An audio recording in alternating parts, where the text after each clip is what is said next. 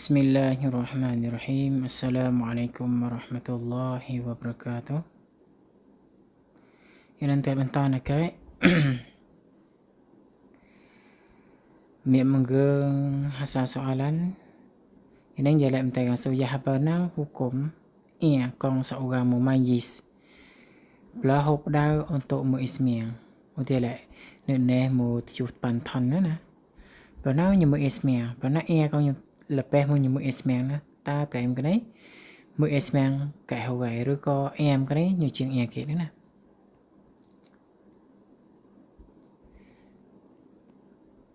Dan coba nyala nyemta tua pupnoi ulama. Tua pu yul bah oleh ulama.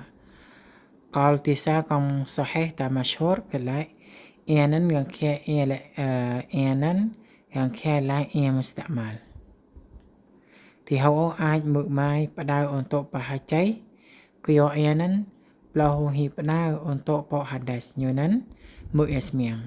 Ianan seorang nuneh ni udah lại một chu ton ataupun 8 ton.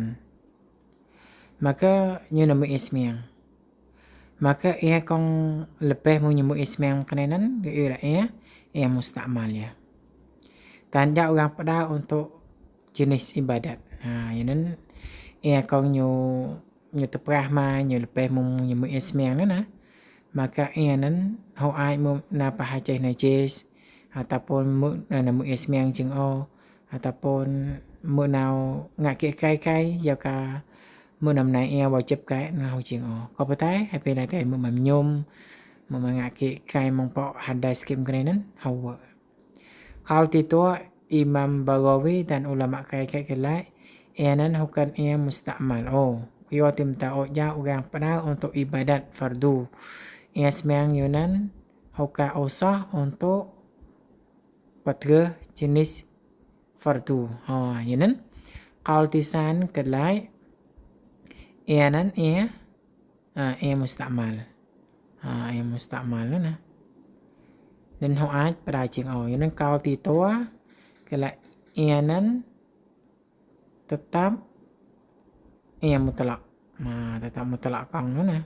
Yanan dia aj mu pada ho. Bahasa dia tekan play gua mu kalau tisa pemu nau. Pemu tisa ni ya lại thấy khăn một bục nội tì toa nó có mở nào còn mà tay còn so hay chàng gáo như nên nhớ bục nội tì xa còn khăn nữa nè cho nên thì antara tua cao ní mở cao tì xa nó tại là phải xem chứ mở cao tì toa wallahu a'lam.